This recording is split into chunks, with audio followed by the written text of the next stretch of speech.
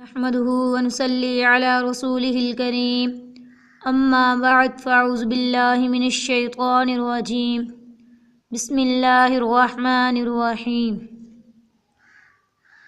حضرت حسن بصری رحمہ اللہ تعالی کے پاس ایک عورت آ کر کہنے لگی کہ میری جوان بیٹی فوت ہو گئی ہے، میں اسے خواب میں دیکھنا چاہتی ہوں۔ میں آپ کے پاس اس لیے آئی ہوں تاکہ آپ مجھے کچھ کلمات سکھائیں جن کے ذریعے مجھے اس کے دیکھنے میں مدد ملے۔ آپ رحمہ اللہ نے اسے چند کلمات سکھا دیے۔ جب اس نے اسے دیکھا تو اس پر اس کا لباس تارکول کا تھا، گلے میں توق اور پاؤں میں بھیڑیاں۔ اس عورت نے آ کر حضرت حسن بصری رحمہ اللہ کو بتایا۔ آپ بڑے غمگین ہوئے۔ کچھ عرصہ گزرا تو پھر حضرت حسن بصری رحمہ اللہ نے اسے جنت میں دیکھا اور دیکھا کہ اس کے سر پر تاج رکھا ہوا ہے۔ کہنے لگی، حسن، آپ مجھے جانتے ہیں؟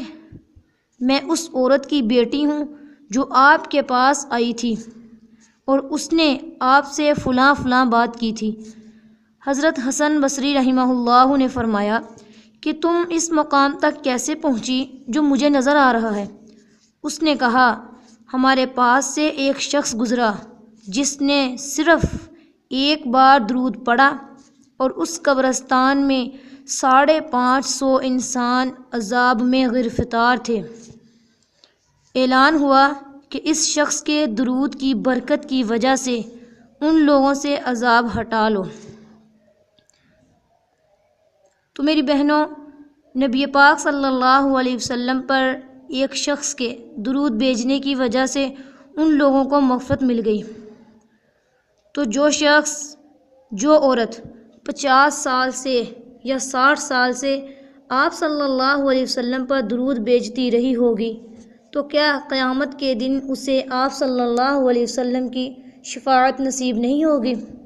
اللہ رب العزت ہمیں بھی آپ صلی اللہ علیہ وسلم پر کثرت سے درود پاک پڑھنے کی توفیق عطا فرمائے۔ وما علینا الا البلاغ المبین۔